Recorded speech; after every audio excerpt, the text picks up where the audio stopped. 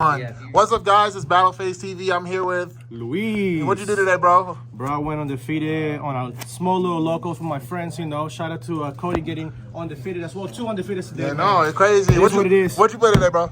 Bro, I play something fun because I'm a main Rysel player and I hate getting draw, bro. I hate getting draw so much. So I got something for you guys and for you let's see. This was the best second. Shout out. Hey, shout out Sonny P. His channel will be in the link in the description. Yes, sir. He was Cooking. cooking. Cooking. All right, so we're doing a little bit of what would you call this? A pile, but I am not a 60 card player, guy. I just He's not. cannot do He's it. not Grant. No, He's not Blackhorns. No, shout out to them though. It requires a certain type of people. All right. What'd you play today? What's the deck? What do you call the deck? I would call it Fiendsmith. Definitely is the main thing. And Horus. I decided to go with the Horus engine. So Horus, and I got some sauce for you guys. Some sauce. All right, let's get into it. All All right, let's get into the goo. All right. We'll start with the Fiendsmith engine. Shout out to Konami for not banning this car. If anybody got 2 more QCRs, keep it because I cannot afford them. So there you go. But I got 1. So 3. Pretty standard. 3 Lacrimas. This is a deck for me where normal summoning is really what I want to get my engine going. So I definitely want to max out on my Lacrimas here. Great normal summon. And then I have my Lurie and 2 tracks. So in the one paradise. Yeah, now I decided to go for 2 tracks because I want to keep my deck at 43 cards. I don't want to go over it. Track, it's a really good card, but you have to understand that I really want to play around draw, and sometimes I'll rather have this than this, but two is more than enough. I mean, searches, you get it, you draw it. I'm pretty good with this. I'm really happy with these ratios. Wouldn't change it. Bro. So, and here's the sauce already. All right, so this is my number 5th variation, basically. And basically, one problem that I was running into. Yeah. The cool. Hold on, spread it out. So you got 3 right. 3 right. Yo, man, take me back to 2019. Yes, sir. And I will say that I got some inspiration from, what's his name? The pendulum guy. What's his name? Triv. There you go. So I've been watching some DV Grinder replays, and he's experimenting with Rite of Amishir. And I think honestly, this makes this car, which I happen to draw a lot, much better. Like, it's easier for me to get this set up without having to worry on setting it and using it that way. So I'm pretty happy with that. No complaints here. I decided to go with 2 Enchantress. Main reason is I want to keep it at 43. Really, the main goal here is keep the deck small. This is pretty good. You need 2 of this. I love this card. I mean, the amount, the pressure that you put and making sure that your opponent has to find a way in his line of play to remove this if he cannot kill you, it's so oppressive. This bounce, it's any card in the field, really great. So I've really been enjoying this on the crackback. And even if I lose die roll and I go second, I put so much pressure just with this engine, because you guys know that going second, this is gonna be a Requiem Sen, and then you're probably gonna go into a Chaos Angel. So like, just having this in some form of this, or even this sometimes, I mean, like, this just puts a lot of pressure. Going second, I don't mind opening this, because this going second means that I'm gonna put so much pressure and I'm gonna have to bait interactions with that. And then I go with the engraver, pop, clear things, insane. So very happy with that. So that's the engine out of the way. And then sure enough, always been a fan of the Cash Tira. So 5 card cash engine. Hold on. Why 3 unicorn and 1 Fenrir? Because for me, if I can go first and set up a good board, it's really all I need. My going second cards will be my Fiendsmith lines and my Adventure lines to crack boards. So I really don't feel like Fenrir is very much needed to crack boards. I was playing a variation where it had 2 and 2, but I realized that I want to start my lines with a Unicorn special summon. And so like maximizing this, again, I want to keep it at 43. I mean, you could argue that there's a lot of cards here that you can make a 60 card deck and bump them, and they're really good. And that's fine. They probably plays well, but I'm just a guy that doesn't want to go over 43. So this is the reason why only 1 Fenrir, and it's so much, again, it's just to go second. A lot of the times I side this card out. A lot of the times it's gonna be guaranteed a side. When I'm going second, I side out this whole thing. I really don't care. I'm gonna go with board breakers. I'm gonna go with hand traps that are good for the matchup. This is just for going first. You guys know what this does, right? It means that if you want to interact with me, you're gonna have to pay a costly price because I'm gonna be removing key pieces. And say, yo, Razio players, be scared your detonator gonna be gone, bro. yes, and again, what better engine than Kashtira to go into Fiendsmith lines? Like so good. And the engine that they decided to play around draw, which is my favorite, I've been enjoying it very much, is the Horus.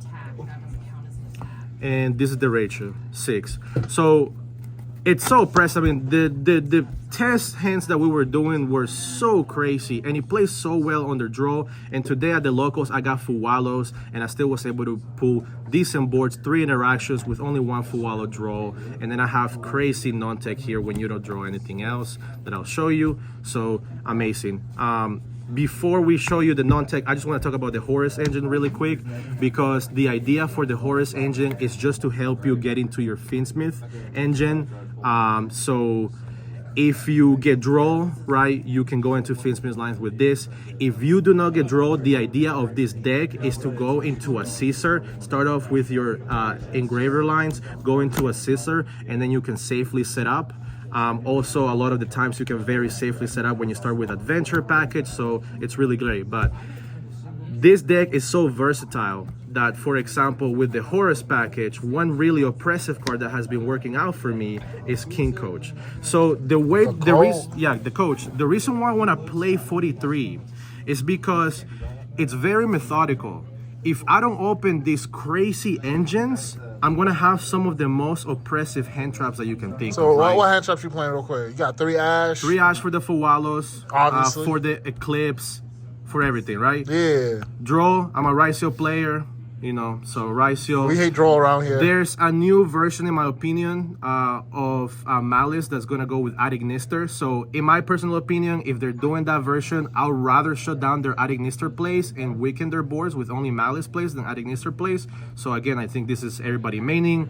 And the card that says, be careful if you wanna play, because yo, is that 2 Fuwalos, 1 Perulia? Yeah, 2 Fuwalos, 1 Yo, Perulia. that's the goo. Yeah. Because I'm doing draw or this, right? I didn't want to do too much. So it's one of the situations where a lot of people say, hey, don't do this, right?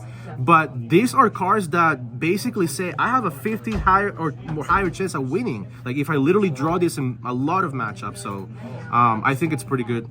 I'm starting to like Perulia a lot. I didn't like it a few formats ago, but with a lot of decks, just like, for example, again, Malice, a lot of special summons from the deck. That's the best deck in the room, right? Malice, boom. And then, especially post Alliance Insight, because Perulia gets infinitely better because March Hand and the Adignister cards. Totally. Ooh. And then last but not least, 2 Nips, 1 Talent. Nip is starting to become another favorite card of mine. It's just that at the locals that I play, everybody is so good at just preparing for this that a lot of times are dead, but in random competition or even a local or even a regional, right, like everybody's gonna be playing this. So you see no call by and no cross out. I was playing that in my earlier variations, but I wanted to keep it at 43, and those cards were okay-ish, but if I have other cards like this, I just win. How do you feel? You think it's a sack fest now that Talent and cross out are, now that the 3 cards are at 1? Do you think it's more of a sack fest?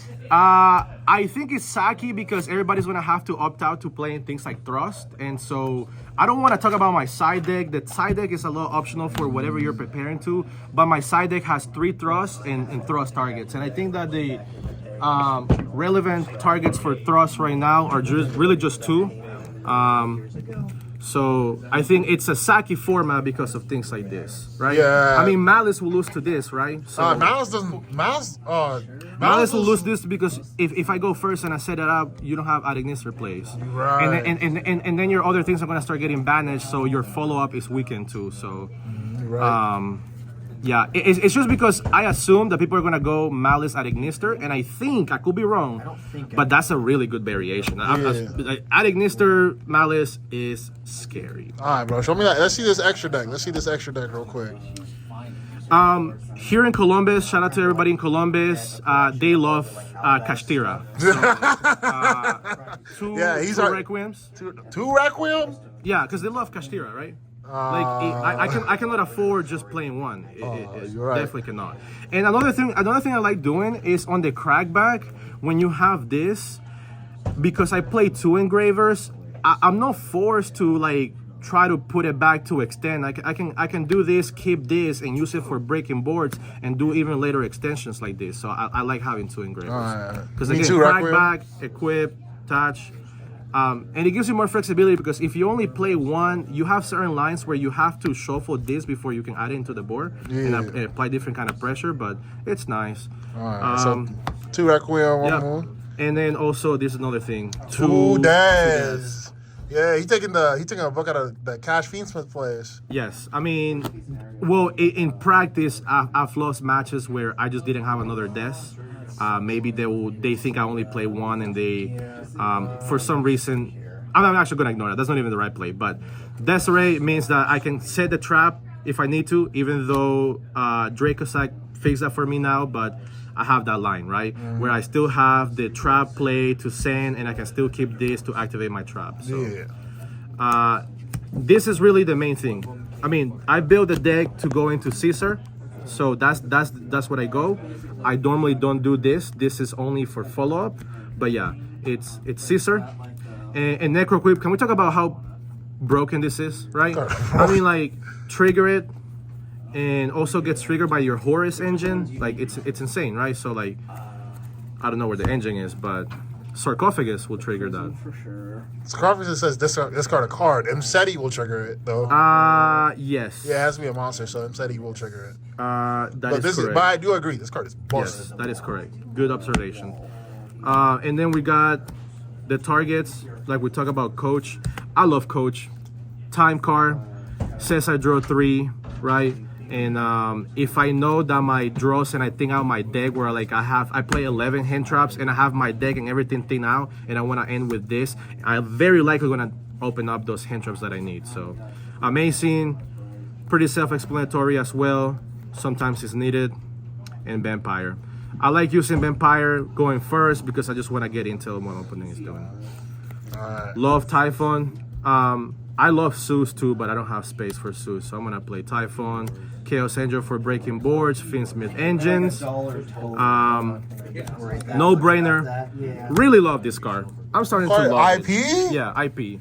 Because I basically end up with so much spawn on my field that I can afford creating an IP and putting a lot more pressure with SP Later Night. Sometimes there have been times where I get Nibiru, because the thing you have to understand is that you have effect monsters, right? So if I was thinking about cutting this for maybe a Link Spider, because there's been situations where I need to go into a Link Spider to go into other plays. But sometimes I use a Nibiru token to go into a Lacrima, because Lacrima requires 2 different monsters. So sometimes I work around the token with this, but man, I do miss out Link Spider.